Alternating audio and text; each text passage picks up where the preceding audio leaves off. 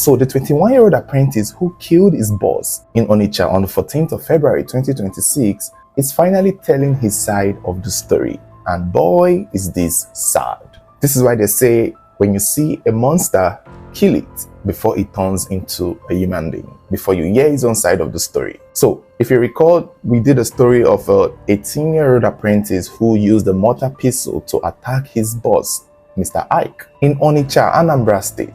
And if you recall, it was said that the boss had come home back on that day, Valentine's Day, and Chiemere, the apprentice, was not around, and so he asked everyone in the house to let him know when he comes back. And when Chiemere eventually came back, which we heard that he came back around midnight, he was asked to go back to where he was coming from. However, some way he sneaked into the house, hid in the kitchen. When the boss came to the kitchen, he attacked him with a mortar pistol. Now, the young man Chiemere is telling his side of the story, and there is a difference in what we were told initially. So according to him, he did not come back late. He came back around 7:30. We were told he came back around 12 midnight, the day after, the following day, which is a really big distance in the time gap. And he also mentioned that where he had gone to was not to go and spend time with his girlfriend, that he had gone to get medications for his headache or for the way he was feeling, because he wasn't feeling well, which was odd because his boss is a pharmaceutical businessman. So I don't know how you work in a pharmacy and then you leave the pharmacy to go elsewhere to get drugs. But that is his claim. And another claim he made was that he told his boss's sister, that is the lady that he attacked eventually, about his movement, and she was aware, hoping that she would inform the boss, cover up for him, or maybe let the boss know that she was aware that he was going somewhere. However, he was badly disappointed when he returned around 7:30 p.m.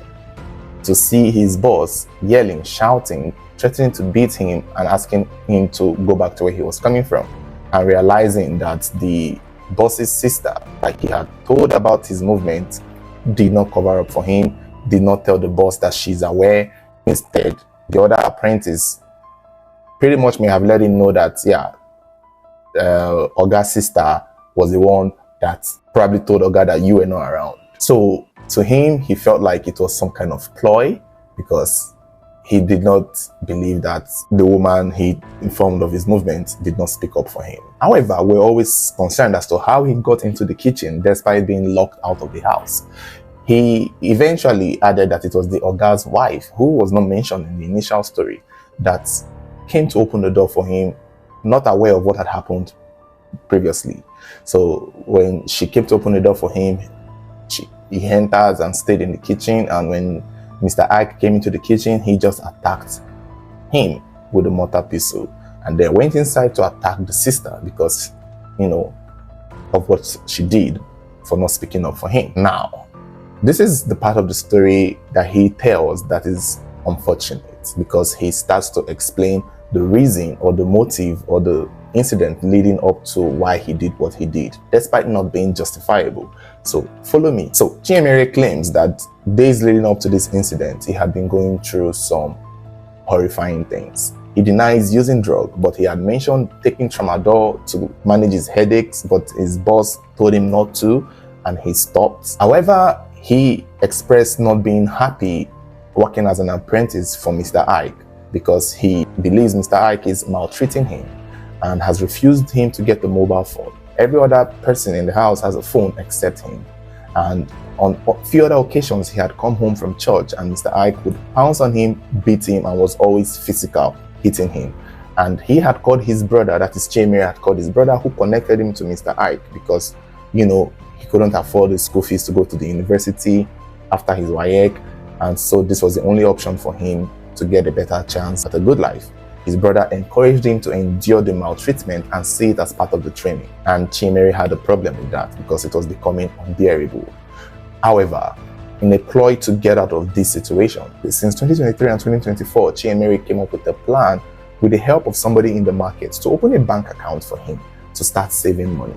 Now, he doesn't have a bank account, and at that time he would have been 18 or 17, 18. So he was still a teenager when he met a young man by the name of Nnambuife to help him open a bank account and help him save his money and help monitor the money. Since 2023, 2024, 2025, up until 2026, Chiemere was sure that he has saved up to 5 million naira, and he was looking forward to withdraw the money, leave his oga, and start his own life or his own business. However, when he had the money withdrawn by his friend and handed over to him, it was 3 million naira, and he was upset at the friend, and the friend was like, because he helped him save the money and keep the money and open the account. So this pretty much upsets Chiemere completely. Now, it's unclear how his boss, Mr. Ike, found out about the money, but Chiemere expresses somehow that Mr. Ike had heard about the money he was saving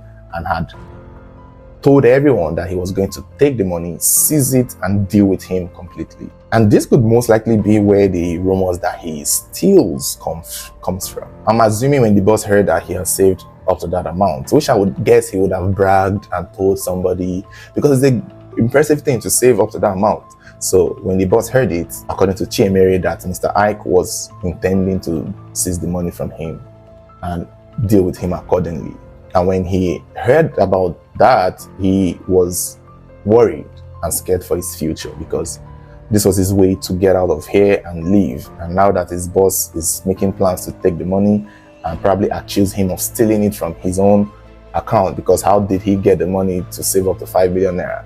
So that was part of his frustration as to why he had to attack Mr. Ike on that day. He claimed it wasn't his intention to kill him, but it was his intention to hit him so that he faints and then get the money and then maybe leave.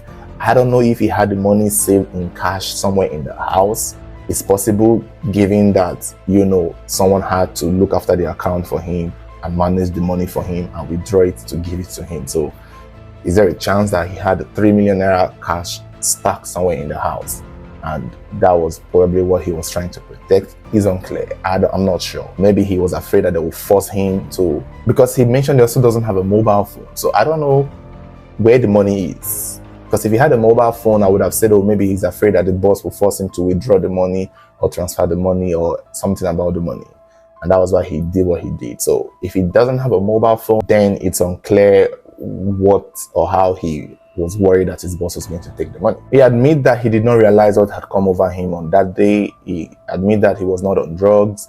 He was just a mix. It was just a mix of emotions and a feel of betrayal and a feel of maltreatment. He did not seem remorseful and was willing to accept the consequences of his action. And that, guys, is the story of Chiemere. You see, hearing his story is unfortunate. It makes you want to feel bad for him because of the experience he's been going through, and obviously claiming to be maltreated by the boss is something that a lot of people can relate to. But at the same time, he killed a human being, and that is just what it is. If he felt so mistreated and has saved that amount of money, even with 3 million naira, it's enough to get out of there and probably go do something that would help push you forward. But to attack him with a pistol, hit him and kill him, that is a monstrous move. In as much as his backstory is sad, he's still a killer and a murderer. And that is why when you see a monster, you kill it before they turn into a human being. It's unfortunate, it's sad, but well, I'm happy he's willing to accept the consequences, and that's what it's going to be. I just feel bad. He was just trying to make a living, trying to get out of a situation, trying to better his life, and he made a very horrifying mistake that would change everything. Everything will be changed.